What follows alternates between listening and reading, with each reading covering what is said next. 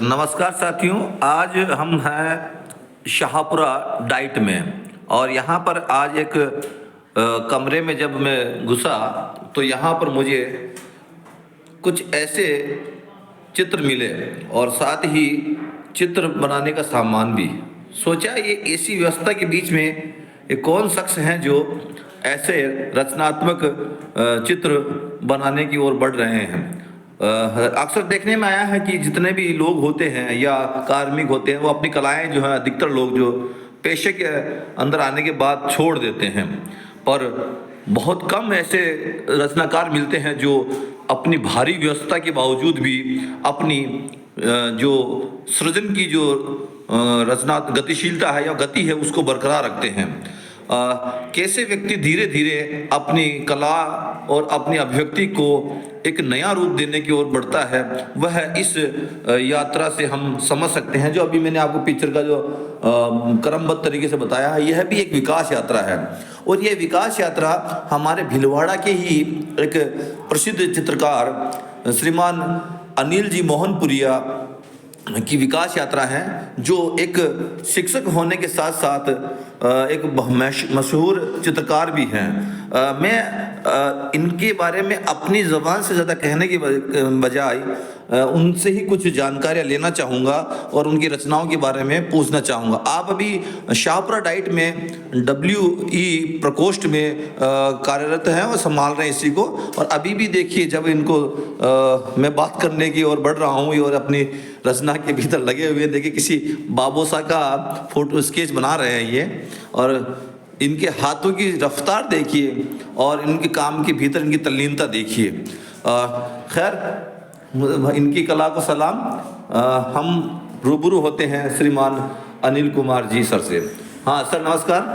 नमस्ते सर। आप हमें बताएं, आपसे मैं बात करना चाहिए कुछ, थोड़ा आपका कीमती समय है, लेकिन हमारे साथियों को भी आपकी कला के बारे में कुछ ना कुछ जानकारी मिलनी चाहिए जिससे वो कुछ मोटिवेट हो पाए। पहले तो मेरा सवाल ये है सर आपसे कि आपकी जो ये कला का जो चस्का है ये कब से लगा? क्या बचपन से घर से मिला विरासत में, या फिर आपके स्कूल जीवन के बाद से ये अनवरत रूप से बढ़ता हुआ गया? सर नमस्कार। सबसे पहले तो मैं मोहम्मद हुसैन डायर सर का मैं धन्यवाद देता हूँ कि वह कला के इतने बड़े क्षेत्र के बारे में मुझसे चर्चा कर रहे हैं। और जहाँ तक कला जो है वो शाश्वत है, निरंतर है और रहेगी, चाहे मानव जंगलों में रहा, कंदराओं में रहा, लेकिन उसने अपनी सृजनशीलता को नहीं छोड़ा। और वहाँ भी उसने, चाहे वो पत्थर को घिस कर के चित्र बनाए, चाहे उसने कोयले से बनाए, खड़िया से बनाए, रंगीन पत्थरों से बनाए, तो सृजन जो है वो मानव से एक बहुत ही अंतरंगता है और एक दूसरे के पूरक है।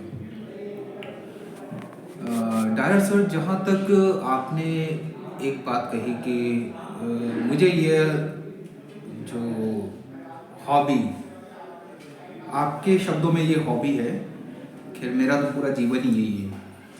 तो जहाँ तक आप ये जो सवाल था आपका, तो मैं आपको इसके बारे में ये बताना चाहूँगा कि हम बहुत सी बार किसी कलाकार को देख कर के ये बात कहते हैं कि ये गॉड गिफ्टेड है या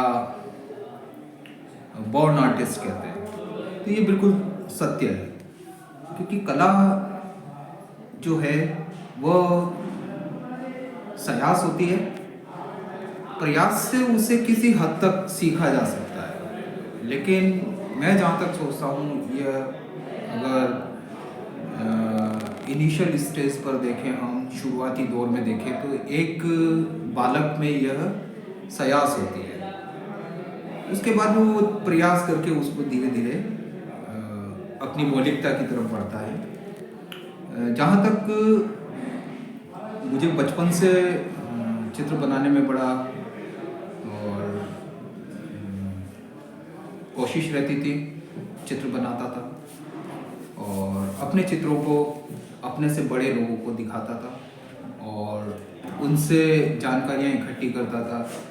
इसको कैसे बनाया जाए, इसमें कौन सा कलर भरा जाए, और किसी हद तक मैं अपने प्रयास में सफल भी रहता और उनसे सीखता। धीरे धीरे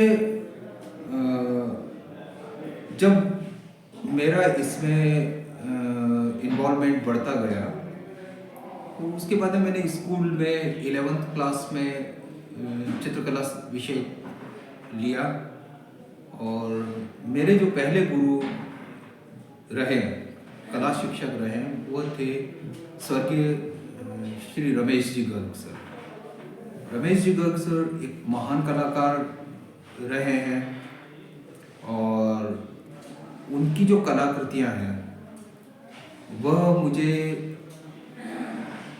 उस किशोरावस्था से ही आकर्षित करती थी और मैं कहीं ना कहीं वैसी कलाकृतियाँ बनाने की कोशिश करता था जैसा सर कार्य करते थे।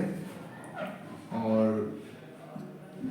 सर की ही प्रेरणा से मैं कॉलेज एजुकेशन के लिए अजमेर गया और अजमेर में डीएवी कॉलेज से मैंने एमए किया ड्राइंग एंड पेंटिंग में। वहाँ भी जो मेरे कला गुरु रहे वह श्री राम जायसवाल सर, श्री डॉक्टर अनुपम भटनागर सर, जो ऐसे महान कलाकार हैं जिनकी कृतियाँ देश ही नहीं विदेश में भी संग्रहित हैं और प्रदर्शित की जाती हैं। तो ऐसे महान कलाकारों का मुझे सानिध्य मिला। इसी बीच अजमेर में पढ़ते समय मेरी जो मुलाकात अभी वर्तमान में बहुत ही प्रसिद्ध चित्रकार हैं अंतर्राष्ट्रीय लेवल पर, वह हैं श्री लक्ष्यपाल सिंह राठौर। श्री लक्ष्यपाल सिंह राठौर जो है वो मेरे सीनियर थे और मैं उनकी कला से बहुत प्रभावित हुआ और मैं उनसे सीखने का प्रयास करता था। उनके सानिध्य में लैंडस्केपिंग के लिए जाता था, स्केचिंग के लिए जाता था। तो लक्ष्यपाल भाई साहब से मुझे बहुत सीखने को मिला और शायद यही कारण है कि मैं आज भी इस कलाकार के कार्य से जुड़ा हुआ हूँ। जहाँ तक व्यक्तिगत मेरी शैली की बात है या मेरी पेंटिंग्स की बात है तो मैंने हर विधा में कार्य किया है, चाहे एक्रिलिक हो, ऑयल पेंटिंग हो, वाटर कलर हो या क्रेयॉन्स से भी मैंने किया है, या ऑयल पेस्टल्स हैं, सॉफ्ट पेस्टल्स हैं या चारकोल से। तो हर माध्यम से मैंने कोशिश की सीखने की और उनके जो प्रभाव हैं उनको मैंने एक्सपेरिमेंट्स किए। इन सब के बीच में धीरे धीरे, क्योंकि जब कलाकार सीखता है तब वो यथार्थवादी चित्रण अत्यधिक करता है। चाहे आप बाल्यावस्था में भी देखेंगे तो बच्चे जो हैं वो किसी चित्र को देख करके उसकी प्रतिकृति करते हैं, उसको कॉपी करने की कोशिश करते। तो ये मैं भी करता था।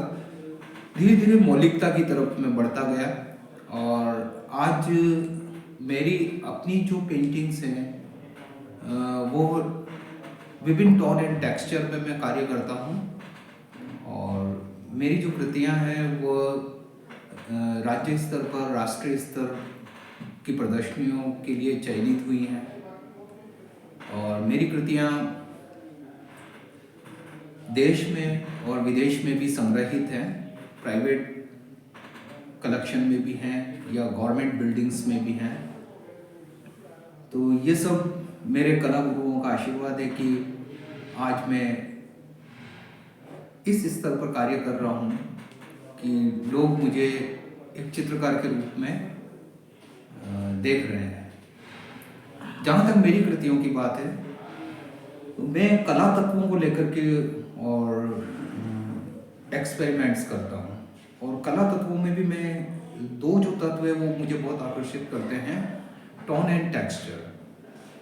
टोन्स किसी भी कलर की, जो किसी भी कलर का हल्कापन या गहरापन, उसके डिफरेंट शेड्स, अगर ग्रीन है तो ग्रीन के कितने शेड्स, अगर रेड है तो रेड के कितने शेड्स, तो वो टोन्स मुझे बहुत अट्रैक्ट करती हैं। लाइट मर्ज आपस में एक दूसरे के कलर के घुल मिल करके जो अलग अलग रंगतें पैदा करते हैं, वो मुझे बहुत आकर्षित करते हैं। इसके अलावा टेक्सचर पे भी मैं बहुत ज़्यादा काम करता हूँ, और टेक्सचर पर काम करते हुए, टोन्स पे काम करते हुए मुझे ये महसूस हुआ कि मानव जीवन जो है वो शायद इन दोनों पर ही टिका हुआ है। जैसे अगर आप व्यक्तिगत तौर पर देखें तो आप किसी भी वस्तु से, किसी भी व्यक्ति से, किसी भी पदार्थ से, अगर आप पहला जो आपका जुड़ाव होता है, जो अट्रैक्शन होता है, वो उसकी रंगत को लेकर होता है कि वो किस रंगत का है, तो आप अपने आप उसकी तरफ आकर्षित होते हैं। और उसके बाद में जो सेकंड पार्ट आता है वो आता है टेक्सचर। जब आप उसे देख लेते हैं, उससे आकर्षित होते हैं, तो फिर उसको छूने की कोशिश करते हैं। तो हमारा जो जुड़ाव है वो पदार्थ की रंगत से होता है, उससे छूने तक। तो जो सेकंड पार्ट है टेक्सचर, वो धरातल का गुण होता है, जिसे हम स्पर्श करके महसूस कर सकते हैं। और अगर आप देखेंगे कि एक व्यक्ति की जीवन में सबसे ज़रूरी जो चीज़ें होती हैं, वो तीन चीज़ें हैं, रोटी, कपड़ा और मकान। तो अगर आप इसको थोड़ा सा, मुझे नहीं पता है कि मैं इसको कोरिलेटेड कैसे कर रहा हूँ, लेकिन मुझे ऐसा लगता है कि जैसे अगर खाने को हम लें तो खाने की रंगत देखकर और उसका टेक्सचर देखकर हमें खाना खाने का मन करता है, हम वहाँ भी अट्रैक्ट होते हैं टोन एंड टेक्सचर से। और मुझे इन सब के बीच में मैं काफ़ी जैसे टीवी पर प्रोग्राम्स देखता हूँ, या बहुत सारे ऐसे खाने से रिलेटेड शेफ्स के प्रोग्राम देखता हूँ, तो वो लोग भी आजकल कोई भी डिश बना करके वो कहते हैं कि आप इसका टोन एंड टेक्सचर देखिए। तो मुझे ऐसा लगता है कि खाने में भी कहीं ना कहीं ये महत्वपूर्ण भूमिका निभाते हैं। इसके अलावा अगर आप कपड़ा, दूसरी जो हमारी सबसे बेसिक नीड है वो है कपड़ा। तो कपड़े को भी हम पहले तो उसकी रंगत को देख करके हम अट्रैक्ट होते हैं, देन कपड़े को हम छू करके देखते हैं कि उसका टेक्सचर कैसा है, वो हमें कैसा फील हो रहा है। तो यहाँ भी मुझे ऐसा लगता है कि टोन एंड टेक्सचर बहुत इम्पोर्टेंट है। और तीसरा है मकान। मकान में भी हम मकान तो बना लेते हैं, लेकिन उसकी रंगत कैसी होगी, उसकी खिड़की दरवाजे किस रंग के होंगे, उसकी दीवारें किस रंग की होगी, उसका फर्श किस रंग का होगा, उसके पर्दे किस रंग के होंगे। तो हर जगह हम टोन्स को ढूंढ रहे हैं। उसके बाद में मकान में भी हम टेक्सचर, किस टेक्सचर की टाइल्स हम यूज़ कर रहे हैं, किस टेक्सचर की दीवार हम यूज़ कर रहे हैं। तो इस तरह से अगर हम देखें तो ये जो बेसिक नीड्स हैं हमारी, रोटी, कपड़ा और मकान, इसमें भी व्यक्ति पूरे जीवन टोन एंड टेक्सचर ढूंढता है। तो कहीं ना कहीं मुझे ये जो दो एलिमेंट है, ये हमारी लाइफ के बहुत इम्पोर्टेंट पार्ट लगते हैं। जहाँ तक भारत में अभी कला को लेकर जिस तरह से एक्सपेरिमेंट्स हो रहे हैं और जिस तरह से कलाकार कार्य कर रहे हैं, तो वो बहुत एक सुखद अनुभूति है। और कलाकार बहुत अच्छे लेवल पर काम कर रहे हैं, राष्ट्रीय अंतर्राष्ट्रीय लेवल पर उनकी पेंटिंग्स रिकॉग्नाइज की जा रही है, और भारतीय कलाकार जो है वो नित नए आयाम छू रहा है विश्व के कला मानचित्र पर। और मुझे ऐसा लगता है कि कला और कलाकार के लिए एक सुखद भविष्य बिल्कुल है। इसमें थोड़ा सा अगर मेरे अपने अगर सुझाव तो यह है कि जो कला को, जो महानगरीय स्तर पर जो कला को जो पहचान मिलती है, कला को जो कला को जो रिकॉग्नाइजेशन मिलता है या एप्रिशिएशंस मिलते हैं, वो मैं ये चाहूँगा कि वो एक ग्रामीण स्तर पर भी जा कर के हो या एक आम आदमी के लिए भी कला का जो है वो प्रदर्शन हो और उनको इसके बारे में जानकारी हो। क्योंकि अभी तक ऐसा है कि कला प्रदर्शनियाँ या कला दरगाहें जो है वो बहुत उच्च स्तर पर होती है, जहाँ पर आम आदमी की पहुँच नहीं हो पाती है या वह पहुँचते हैं तो वो समझ नहीं पाते हैं। तो मैं ये चाहूँगा कि हम सभी की यह एक तरह से कर्तव्य है कि हम आम आदमी को कलाओं से जोड़ सकें, ताकि हमारे भारत की जो संस्कृति, क्योंकि सभ्यता और संस्कृति कला से ही पहचानी जाती है। किसी भी देश की सभ्यता और संस्कृति जो पहचानी जाती है वो कला से ही है। तो इसका महत्व समझते हुए हमें इसको आम आदमी तक पहुंचाने का प्रयास करना चाहिए और आम आदमी को इससे जोड़ने का प्रयास करना चाहिए। मैं सर थोड़ा आपने बहुत महत्वपूर्ण जानकारियाँ दी है। मैं कुछ आपको थोड़ा खड़ा करना चाहूँगा, माफ़ कीजिएगा, आप खड़े होइएगा। मैं जब काम करने लगता हूँ तो क्या करूँ, परेशान तो अब कर रहा हूँ मैं। मुझे ये बताइएगा, आप अपनी विकास यात्रा बता रहे हैं भाई, ये विकास यात्रा क्या इन चित्रों से हम मान सकते हैं कि इधर से आपकी विकास यात्रा, क्या इधर से माने हम? ये शुरुआती पिक्चर क्या कहना चाह रही है और फिर बाद में आगे कैसे बढ़ते गए? जी सर। जैसा कि मैंने अभी आपसे कहा था, आप आगे आइए सर प्लीज़। जैसा कि सर मैंने अभी आपसे कहा था कि ये जैसे चित्र है तो ये एक आम आदमी को बहुत अट्रैक्ट करते हैं कि बड़ा अच्छा सा पानी बनाया है, चट्टान बनाई है। तो ये एक बाल्यावस्था में या हम एकेडमिक जब सीखते हैं, जो हम कर रहे होते हैं, तो हम कॉपी वर्क करते हैं, हम चीज़ों को देख करके उसको बनाने का प्रयास करते हैं, उसकी प्रतिकृति तैयार करते हैं। तो ये एक सीखने की प्रक्रिया है। अच्छा, ये वाला। हाँ, और जहाँ तक ये जो चित्र हैं, अच्छा ये वाला। हाँ, ये चित्र जैसे वाटर कलर है, तो वाटर कलर में एक बहुत इम्पोर्टेंट पार्ट होता है ट्रांसपेरेंसी, रंगों की ट्रांसपेरेंसी। अगर आप इनको देखेंगे तो एक रंग दूसरे रंग पर आते हुए भी पीछे का रंग अपना इम्पैक्ट दे रहा है। तो ये जो ट्रांसपेरेंसी होती है, ये इसकी खूबसूरती होती है। और अभी भारत में बहुत कम लोग हैं जो वाटर कलर पर कार्य करते हैं और वाटर कलर पर एक्सपेरिमेंट कर रहे हैं। और इसी का एक रूप होता है वॉश पेंटिंग्स, जो ये इसे माने यह भी वाटर कलर है। और आप देखिए कि इसमें कलर्स की फ्रेशनेस और एक रंग को दूसरे रंग पर इस तरह से ओवरलैप किया हुआ है कि नीचे का रंग अपना इम्पैक्ट देता है, उससे इस चित्र की खूबसूरती बढ़ जाती है। और ये पेंटिंग, इस तरह के जो कृतियां हैं, यथार्थवादी चित्रण कहते हैं हम इन्हें।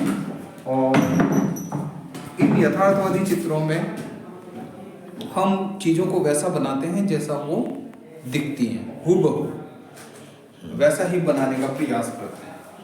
तो जब हम इन्हें समझने लगते हैं और हम इन्हें अच्छे से जानने लगते हैं, देन अगला जो हमारा स्टेप होता है वो होता है कि हम क्रिएशन की तरफ जाएं, मौलिकता की तरफ जाएं। तो जब आप ये सारे चित्र बना रहे हैं तो आप ये कह सकते हैं कि ये प्रतिकृति है प्रकृति की, है ना। तो ये इस फोटो के बारे में क्या, सामान्य दर्शक तो समझ ही नहीं पाएगा कि बच्चा जो कैसे क्या वो आकड़ बाकड़ कर देता है, वो वाला हिसाब है। लेकिन ये पिक्चर पेंटिंग बता रहे हैं आपको बहुत बड़ा मैसेज देती है या फिर इस विकास यात्रा का अगला पड़ाव है, तो थोड़ा स्पष्ट कीजिए इस पर। वो ये कि जैसे अगर हम एक चीज़ को इसको थोड़ा सा अगर हम पीछे जाएं तो कैमरा नहीं था, कैमरा नहीं होने की वजह से जो चित्रों का बहुत महत्व था, क्योंकि चित्र इसलिए महत्वपूर्ण थे क्योंकि कैमरा नहीं होने की वजह से सभी लोग अपने व्यक्ति चित्र बनवाते थे या प्रकृति चित्रण करते थे। कैमरा आने के बाद में यथार्थवादी चित्रण वो इतना जैसे यथार्थवादी चित्रण जो है वो कैमरे को अगर हम कंपैरिजन करें या तुलना करें तो उन दोनों में समानता महसूस होती है। अब यहाँ चित्रकार ने अपनी मौलिकता के लिए कि वह क्या है, इसके लिए जो सबसे पहले जो प्रयास किए थे एडवर्ड मुंक ने किए थे या पिकासो ने किए थे या ब्राउक ने किए थे, मातिस, इन सभी कलाकारों ने एक आधुनिक चित्रों की शुरुआत की जिसमें मौलिकता थी कि कलाकार अपनी भावनाओं को अपने रंगों और रेखाओं के माध्यम से कैनवस पर उतार सके। ये वाले पिक्चर कहना क्या चाह रही, थोड़ा स्पष्ट कर। ये जो चित्र है इसमें आप देखेंगे तो एक मैंने बुल की आकृति दी है और एक राजा। हाँ, मैं भी ये भी देख रहा हूँ, ये जैसे ये राजा दिख रहा है, राजा ये जैसा एक मैंने आकृति बनाई है। तो एक हम जिसे स्वतंत्रता, अबाध रूप से विचरण करना, तो एक राजा जो है वो अबाध रूप से अधिकारपूर्ण तरीके से जो विचरण कर रहा है या इस जगत में, तो कहीं ना कहीं वो बहुत सी भावनाओं को कुचल कर, क्योंकि अगर वो ऐसा नहीं करेगा तो वो राजा कभी नहीं बन सकता है।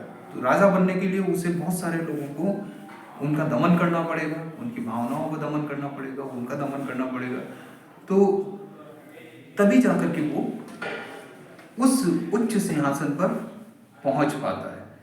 तो इस राजा के भी मैंने जैसे रेड कलर के स्पॉट देकर, रेड कलर के रंग के स्पॉट देकर के वह भावनाओं को कुचलना या इस लाल रंग से यहाँ पर मैं प्रकट करना चाह रहा हूँ दमनता को, कि इसने अपने सीने में कितने सारे ऐसे रहस्य छिप दबाए हैं, इतने अत्याचार दबाए होंगे, चाहे इसने किसी भी तरह से लोगों को कुचल कर ये इस स्टेज पर पहुंचा है।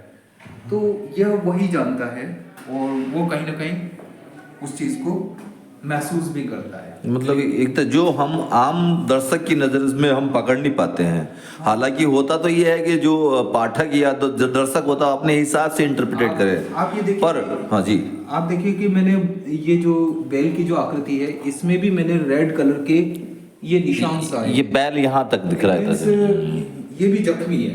मतलब ऐसा नहीं है कि हम भावनाओं, दूसरों की भावनाओं को ही हम इस तरह से कुचल सकते हैं, हमारी भावनाएं भी कुचलती है। तो एक जरूरी नहीं कि एक राजा है तो वो बहुत सुखी, संतुष्ट और बहुत अच्छी स्थिति में वो खुद भी बहुत उसी कहीं ना कहीं उसी जगह होता है, क्योंकि सजा दोनों को बराबर मिलती है।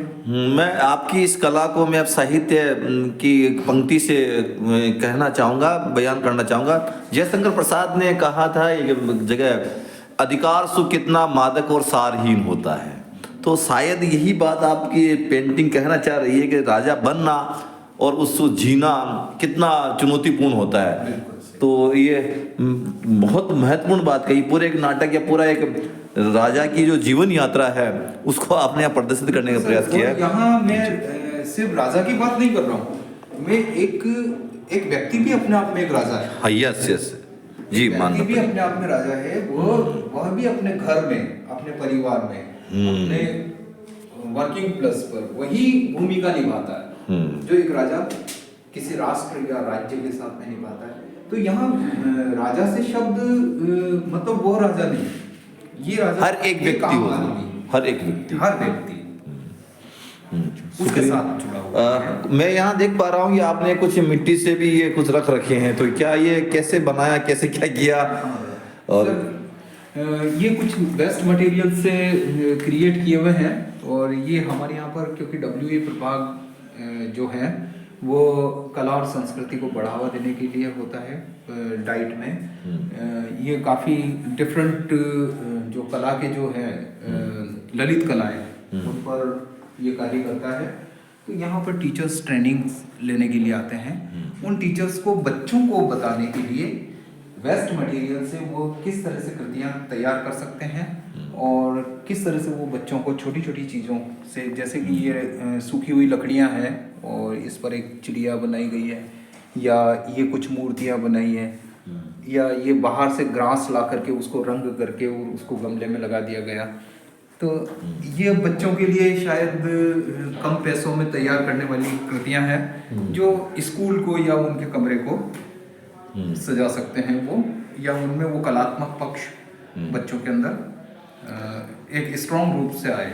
उसके लिए हम लोगों ने इस तरह के धन्यवाद सर। एक क्वेश्चन आखिरी मेरा कि देहात से जुड़े विद्यार्थी और विशेषकर जो वंचित तबका है वो संघर्ष करके कला के क्षेत्र में आता है, पर उसे जब कई तरह की चुनौतियां मिलती हैं उनकी कुचल दी जाती है। तो ऐसी स्थिति में हम जो वंचित समुदाय के या वंचित क्षेत्र के जो विद्यार्थी है, उन विद्यार्थियों के लिए कला में अवसर किस तरह से बेहतर बना पाएं, इस पर आपके मैं विचार जानना चाहूँगा। ये आपका आखिरी सवाल सर। यस सर, जैसा कि अभी आपने ये कहा कि ग्रामीण परिवेश के या जो ऐसे जो कला के लिए हो सकता है उसकी सामग्री के लिए, या वो वैसे कॉलेज के लिए पैसा अफोर्ड नहीं कर सकते हैं, या उनके पेरेंट्स इतने गरीब हैं कि वो वहाँ तक अपने बच्चों को नहीं भेज पाते हैं। सबसे बड़ी बात है कि उसको स्वीकार्यता नहीं मिलती कला को, क्या आकड़ पकड़ कर रोजगार की तरफ बढ़, उस दौड़ के अंदर भी कई बार उनकी कलाएं कुचल दी जाती है।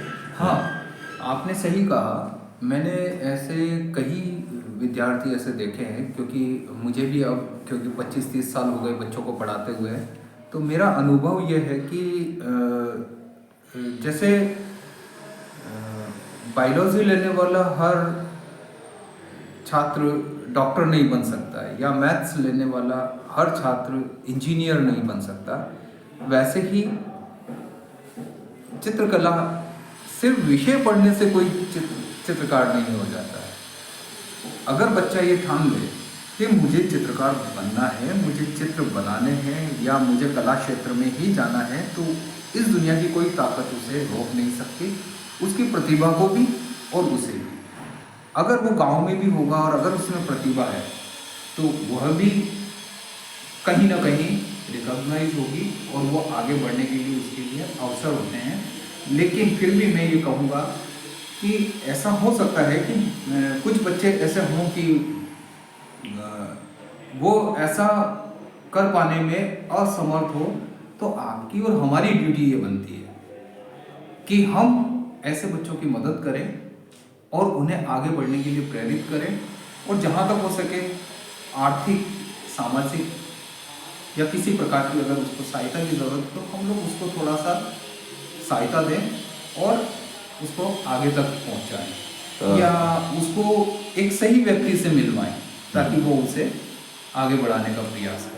सर, इतने बिजी शेड्यूल में आप टाइम कैसे निकाल लेते हैं? लोग बाग तो छोड़ छुड़ा के रख देते हैं, अपनी पेंटिंग हो, अपनी कला हो, अपनी रचना हो, लेखन कार्य हो, सब कुछ रख देते हैं। आप कैसे समय निकाल लेते हैं ऐसे? यस सर, ये समस्या जैसे मेरे सामने आती भी है बहुत सी बार, क्योंकि परिवार भी है और नौकरी भी है, दूसरे बहुत सारे सामाजिक कार्य भी होते हैं, और मेरे दोस्त भी कहते हैं बहुत सी बार मुझे कि यार तू ये समय निकाल कैसे लेता है।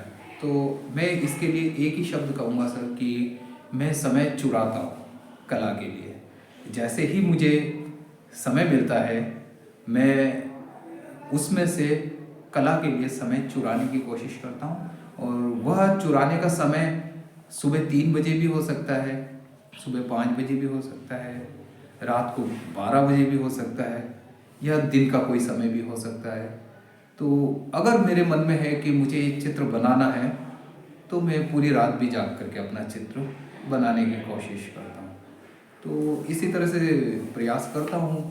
बहुत बहुत धन्यवाद सर, बहुत अच्छा विकल्प बताया। समय की चोरी करना ये एक रचनाशील या प्रयोग धर्मी शिक्षक की जिम्मेदारी होती है, और उसमें हर शिक्षक को आगे आना चाहिए, जिससे वो समय की चोरी करके अपनी मौलिकता को जिंदा रखे। क्योंकि भगवान ने आपको 24 घंटे दिए हैं, तो उस 24 घंटे में जो चीज़ जिसके लिए है वो कर्म आपको करना पड़ेगा।